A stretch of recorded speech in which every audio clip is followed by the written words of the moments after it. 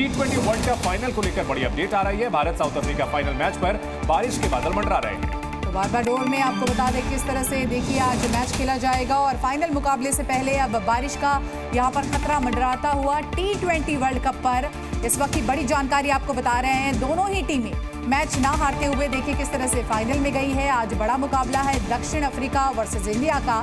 सभी की नजरें इस पर बनी हुई है, लेकिन मौसम की मार कहीं इस मैच को ना झेलना पड़ जाए, इसकी भी संभावना जताई जा रही है। अगर बारिश हो जाती है और मैच धुल जाता है तो फिर रिजर्व डे की ओर जाएगा, लेकिन अगर रिजर्व डे में भी मैच नहीं हो पाया तो फिर दोनों ही टीमों को जॉइंट विनर घोषित कर दिया जाएगा। भारत और इंग्लैंड के मैच पर भी जो सेमीफाइनल था उसमें भी इसी तरह बारिश की छाया मंडरा रही थी, लेकिन आखिरकार मैच हो पाया था। भारत सरकार ग्रीन एनर्जी को बढ़ावा देने के लिए कई कदम उठा रही है, तो अब भारतीय रेलवे भी सरकार की मदद के लिए आगे आया है। बिल्कुल, साल 2030 तक नेशनल ट्रांसपोर्टर यानी इंडियन रेलवेज ने ग्रीन रेलवे बनाने का लक्ष्य रखा है और इस लक्ष्य को हासिल करने के लिए भारतीय रेलवे ने काम करना भी शुरू कर दिया है। सेंट्रल रेलवे ने पहली बार फ्लोटिंग सोलर प्लांट इंस्टॉल किया है। सेंट्रल रेलवे ने इगतपुरी झील पर 10 मेगावाट पीक कैपेसिटी वाला सोलर प्लांट इंस्टॉल किया है। इसके अलावा आपको बता दें साल 2030 तक शून्य कार्बन इमीटर के लक्ष्य को पूरा करने के लिए मध्य रेलवे ने रेलवे स्टेशनों और इमारतों की छत पर सोलर पैनल भी लगाया है। वहीं रेलवे ने 12.05 मेगावाट सौर ऊर्जा संयंत्र स्थापित किया है। इनमें से 4 मेगावाट सौर एनर्जी प्लांट पिछले साल ही उपलब्ध हो गए थे। रेलवे इस साल 7 मेगावाट सौर ऊर्जा संयंत्र स्थापित करने की योजना बना रहा है। ये प्लांट 2.5 लाख पेड़ों को बचाने के बराबर है, जिसका मतलब है कि इससे मिलने वाला लाभ 2.5 लाख पेड़ों से मिलने वाले लाभ के बराबर होगा। आपको ये भी बता दें कि मौजूदा वक्त में रेलवे की हर महीने होने वाली बिजली खपत 246.62 मिलियन यूनिट है और अगर रेलवे के सभी सोलर प्लांट सुचारू रूप से चालू हो जाएंगे तो बिजली की खपत में 70% हिस्सा ग्रीन एनर्जी का होगा और ये बहुत बड़ी कामयाबी होगी और रेलवे इसके लिए पहल कर रहा है।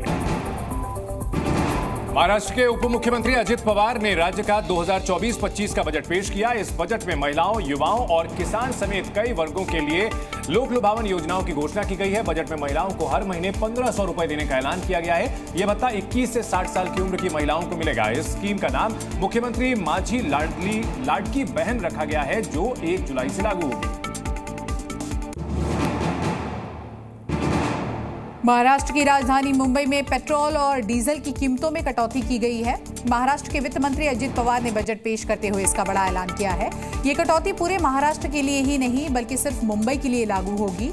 महाराष्ट्र सरकार ने मुंबई में वैट में भी कटौती की। इससे पेट्रोल 65 पैसे प्रति लीटर, वहीं डीजल 2 रुपये 8 पैसे प्रति लीटर सस्ता हो जाएगा। सरकार की इस घोषणा के बाद राज्य में 200 करोड़ रुपए का बोझ पड़ जाएगा। ये बड़ी जानकारी सामने आ रही है। केंद्र सरकार ने सभी स्मॉल सेविंग स्कीम के ब्याज को लेकर के बड़ा फैसला किया है। वित्त वर्ष 2025 की जुलाई से सितंबर तिमाही के लिए भी पीपीएफ, एससी, एसएस और सुकन्या समृद्धि स्कीम के ब्याज में कोई बदलाव नहीं किया गया। इसका मतलब है कि सुकन्या समृद्धि योजना पर 8.2% ब्याज दर मिलती रहेगी। केंद्र सरकार छोटी बचत योजनाओं के तहत हर 3 महीने पर ब्याज को लेकर फैसला करती है, जिसके तहत इस बार ब्याज की दरों में कोई बदलाव नहीं किया गया है। आईजीआई एयरपोर्ट के टर्मिनल 1 पर ऑपरेशन निलंबित होने के बीच सरकार ने एयरलाइन कंपनियों को किराए को लेकर चेतावनी दी है। सरकार ने ये सुनिश्चित करने के लिए कहा है कि दिल्ली से उड़ान भरने या यहां आने वाली उड़ानों में किराए में कोई असामान्य बढ़ोतरी ना हो। इससे आम जनता को राहत मिलने की उम्मीद है। वहीं कल दिल्ली एयरपोर्ट पर हुए हादसे के बाद टर्मिनल 1 बंद हो जाएगा, जिसके कारण कई फ्लाइट्स रद्द कर दी गई। नोएडा एयरपोर्ट से अब विमानों की उड़ान दिसंबर में शुरू होने की उम्मीद है। प्रदेश के मुख्य सचिव ने शुक्रवार को एयरपोर्ट के संचालन की नई समय सीमा तय की है। अधिकारियों के साथ समीक्षा बैठक में निर्देश जारी किए गए हैं कि दिसंबर तक एयरपोर्ट का कमर्शियल ऑपरेशन शुरू कर दिया जाए। उन्होंने अप्रैल 2025 से उड़ान की घोषणा को खारिज कर दिया है।